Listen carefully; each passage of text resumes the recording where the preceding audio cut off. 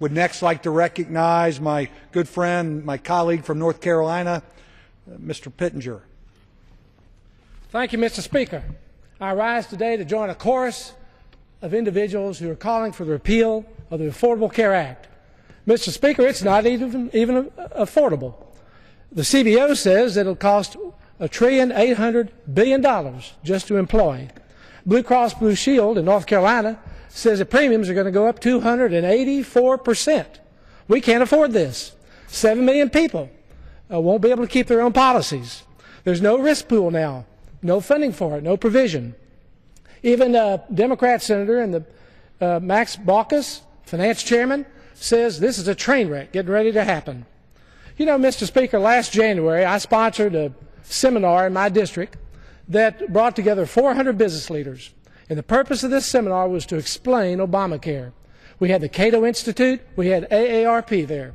And Mr. Speaker, what they heard was a resounding, what in the world have we done?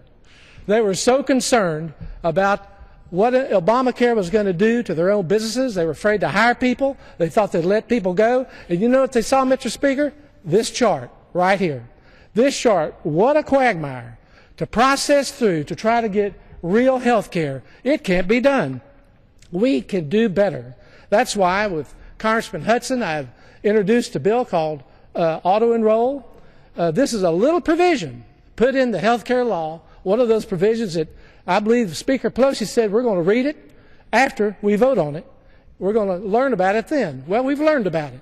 What have we learned? That the companies have to automatically put people on their health care plan.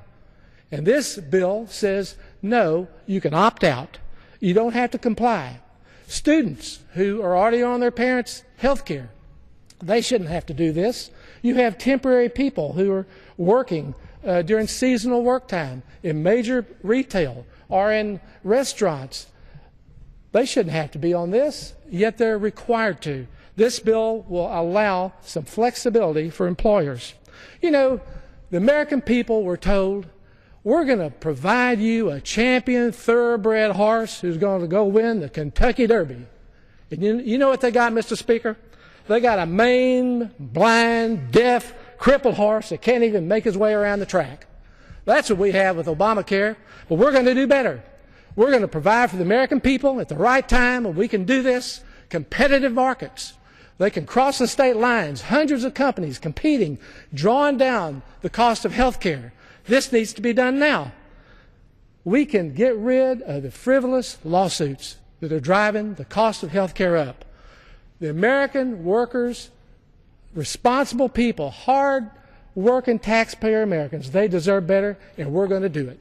Thank you, and God bless you.